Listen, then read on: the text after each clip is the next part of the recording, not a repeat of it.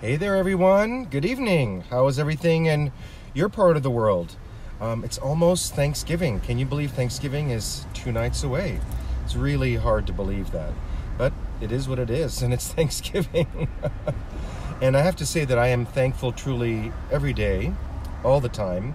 So it's nice to be thankful every day, and it's nice to be extra thankful around the time of Thanksgiving, and thankful for so many things. So in the world of thankfulness, I'm actually on my way again to Covenant House tonight. Many of you know that last week we did our annual sleep out here in Hollywood, where 182 of us slept out on the streets of Hollywood in support financially and support emotionally of homeless youth and their plight, and helping them to see and get a better life. So that was last week, and I wanted to share about my reflections and the fun of tonight, which is the annual Thanksgiving dinner. So we do our Covenant House Thanksgiving the Tuesday before Thanksgiving, and I think this is my 7th or 8th year doing that. So it's going to be really a fun night tonight. We're going to serve food to the youth, and they make really delicious turkey dinner with stuffing and different kinds of pies, and every possible conceivable thing you can have for Thanksgiving. And if you happen to be in the Hollywood area and you want to stop on by, please, we encourage you to come. It's from 6 o'clock till 8:30 tonight, and it's gonna be a lot of fun. So we're gonna have a lovely Thanksgiving dinner. We're gonna get to enjoy time with the youth that are residents at Covenant House. They're invited to come, their families are invited to come, everyone's invited to come.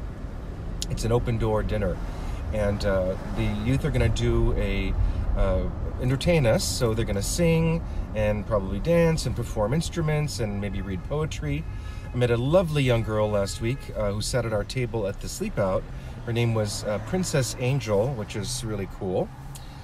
Really lovely girl, and she shared her story of how she got here and how grateful she was to have a place like Covenant House. And she had gone back home for a little while, but realized she couldn't survive and make it at home. So she came back to Hollywood and was fortunate to be in our program currently under the Rites of Passage, which is kind of a fast track because she's doing so well to earn money, have a job, and live on her own, which is going to be really exciting for her at some point. So I have a surprise for her. She's not in Facebook, so since her name is Princess Angel, we got her a beautiful tiara for her to wear tonight when she performs. So watch the videos later on. We'll show that and share that. So that'll be really fun. And I just realized I forgot my tripod. Oh boy, can't remember everything coming from work. Anyways, so that's going to be tonight. It's going to be fun and nice evening, no sleeping out. But I wanted to share the sleep out. So first of all, last week we did it, and here in LA we had 182 other executives like myself that came to join the sleep out, which was amazing. Considering our first one 6, maybe 7 years ago, we had about 22 people. So that's a big difference. And I don't remember what we raised the first year, but our goal this year was to raise $800,000, and we surpassed that goal, which is really great because, as I'd mentioned before, every dollar that we raise for the specific event goes directly to the youth and services, because there's no cost to run the event. So we're able to have this event for free, and then every dollar we raise goes directly to helping the youth, which is really amazing and awesome. So I want to give a special thank you to 3 of my very good friends that graciously came to the sleep out, not knowing what to expect. John Reyes, wonderful guy from Social Networks. Thank you, John, and thank you for all the money you raised. I don't know exactly, but John raised a lot of money, making phone calls, calling his friends to get donations, which is really amazing.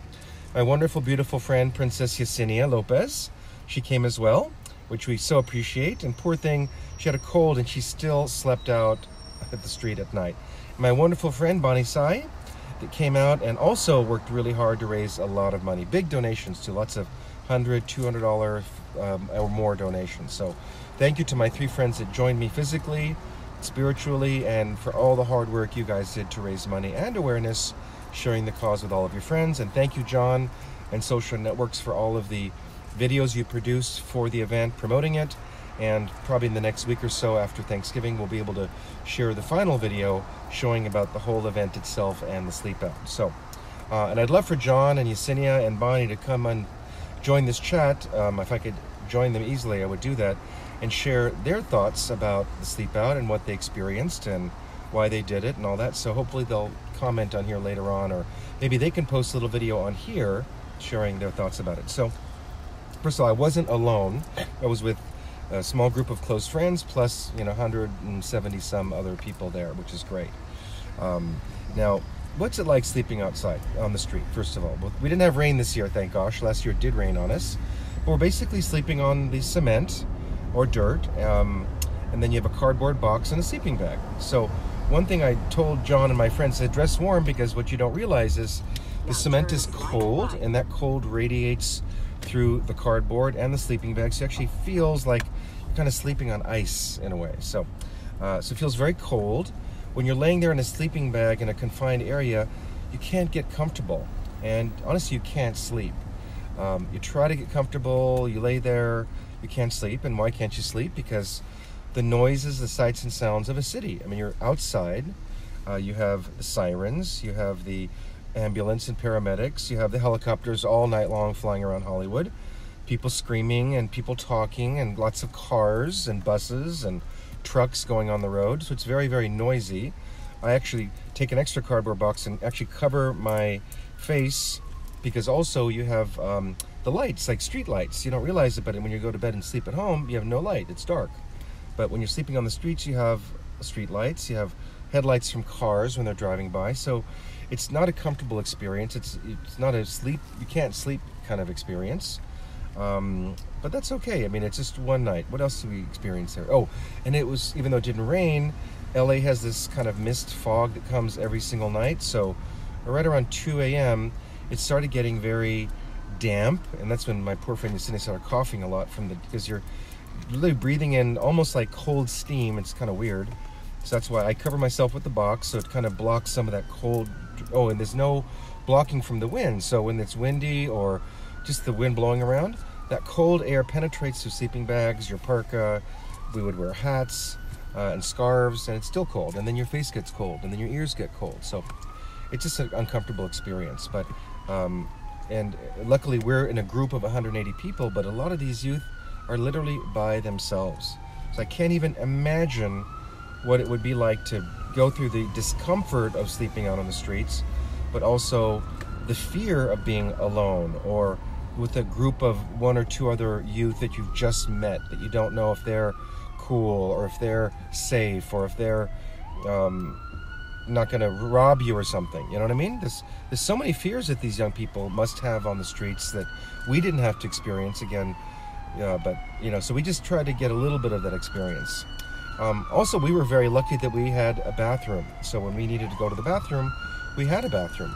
But you have to realize many of these kids on the street, they don't have a bathroom. And I'm sure you've all seen it. That's the kind of sounds you hear in the middle of the night.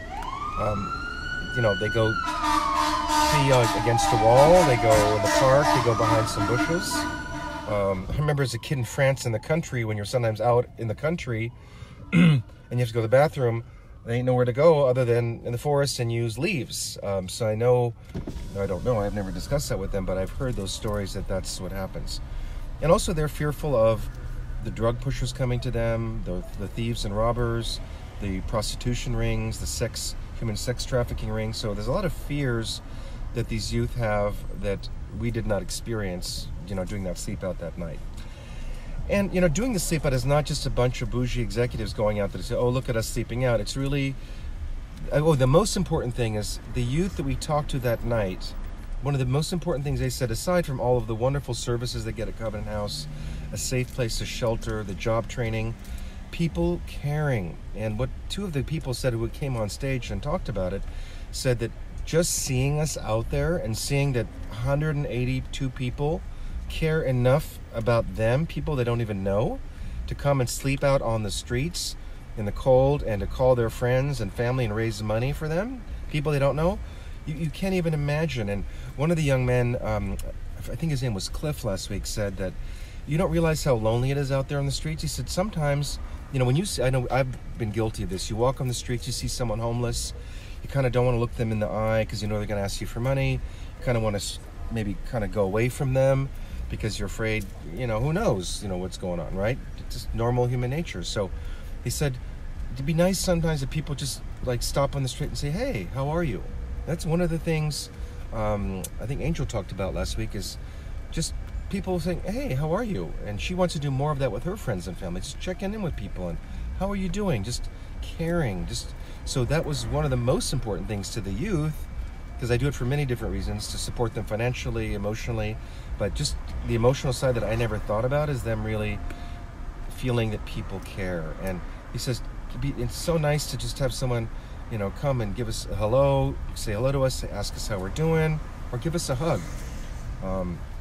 When I meet these young people, I always give them a hug, and I tell them they're going to achieve their dreams and goals, and they have to work hard for it, because many of us who have achieved a lot in our lives, it's a lot of hard work. There's a lot of ups and downs. I've done those posts before where, success, people think it's a straight road up. It's not. It's ups and downs and squiggles and zigzags, and that's life. That's work. That's success. That's everything. So they really, really appreciate the caring that those of us that came have. So, God, what else do I want to share? And it's so wonderful when they share. I was sharing the dark side of the sleep out. But when they share their hopes and their dreams and their aspirations, and these are some really smart kids, and they're talented, and they're kind, and they have loving hearts, and so many of these residents that get out of the program and 3 years, 5 years later, they come back to Covenant House and they donate money, they donate their time. Like tonight, there'll be a lot of ex-residents that come back to serve the youth, to help make the cycle better as we go forward. And they were talking about something that I thought was really interesting. Covenant House right now has 200 beds in Los Angeles, meaning there's 200 youth that we're able to have off the streets every single night in our program. Our goal is to have 500 beds in the next few years. It's going to take a lot of money to do that. So please click the link here if you see it on the video, and donate if you can. So we have a goal to help even more. And I think when I started at Covenant House 15, 16 years ago, we may have only had 60 or 50 beds at that time. And we didn't have Oakland, so we've really been expanding quite a bit, and it's really great to see that. Because, we're 200 right now off the streets. Our goal is, and 3,000 youth are served every year, but 200 we have off the streets at any given time. So in a few years we'll be at 500, and then 5,000 being served. But what we're trying to do is not just take them off the street, give them a safe place. We're trying to end the cycle. If we can end the cycle, then we can really stop homelessness, because I found out that 92% of the adult homeless population today, which really are lost souls in society, and we'll talk about that, 92% of them were homeless in their adolescence. So if we can stop that cycle in adolescence, it may take a generation or two in the United States, but we can literally end the homeless problem in America. And I have a friend that reached out to me that she has a gentleman that's living on Social Security, but he's homeless because he can't live on Social Security. And she asked me about what help we can give him. And Covenant House is basically geared for late teenagers to 24 years old. It's the youth. I don't think there are a lot of programs out there for adult homeless other than just giving you food and shelter. I don't think there's many programs that I'm aware of that really help them get jobs and all. I don't know, but anyways, it was just interesting that it's tough for everyone. But if we can start now with the youth of today, considering that 92% of the homeless adults in America were at one time homeless as adolescents, that will make all the difference for the future of our planet. And we don't have any children, but your children, your children's children, your great-grandchildren. So it's not just for us, we're doing it for the future. So take a breather for a minute. I could go on for hours about Covenant House. Who's there? I can't quite see. I think Jeff Cassell's there. Wonderful. Where are you guys all checking in from? Are you guys excited about Thanksgiving? Are any of you having an early Thanksgiving dinner? So I'll get the turkey and stuffing tonight, and then I'll get it again later on this week. But I do love Thanksgiving dinner. So, and I know the youth do as well. They always come back for seconds, and I love that. We have lots and lots of food, and the food is really, really good at Covenant House. I have to say it's one of the best turkey dinners I've had. So, other than my mom. So my mom used to make amazing, amazing turkey dinner. So that's kind of what I wanted to talk about. I have another probably 45-minute drive to Hollywood. So if you guys that are watching, and I don't know if it's delayed or live, if you have any questions about Covenant House, about the sleep out, I was so excited that this year I had 4 friends join me. Several people couldn't make it this year. They want to join next year. So Next year I have a goal of at least 10. So those of you that are watching this now, if anything that we did for the sleep out the last couple weeks meant anything to you in any way, shape, or form, or you want to help one youth have a productive, happy life and achieve their goals, think about joining us next year, or think about a small donation. But I'd love you to join us and solicit donations. That would really be totally awesome. And look, you join us, we have a good time, you help a youth, you let them know someone cares, and you help them change, you help change our world and our planet. So there's not many places you can put your money, time, and effort where you have that much gain and reward and satisfaction out of doing that. So after the end of the sleep out, it was still dark when I left. It was about almost 6 a.m. Ready to go home because I hadn't slept all day or all night. I'd been working since 6 a.m. So it was 24 hours I'd been awake. So I went home and took a shower, put on some fresh, clean pajamas, got in my warm, soft, comfortable bed. And I have to say, I've done the sleep out 5 times, but I was never so grateful in my life as I was coming home that night. It's really strange. Having done this before, I've been there, done that before. And I was teasing my friend that I have a beautiful, wonderful, expensive, very expensive mattress. And it's, I don't know, about 8, 10 years old now. So there's like a little, not a hole, but like a little indent where I sleep, and it's kind of uncomfortable. And I thought, I want to get a new mattress. And they're, the Hastings mattresses are like $60,000, which is ridiculous. And when I got home that night, took my shower, put my pajamas, clean pajamas on, was able to use the restroom, a clean restroom, and got into bed.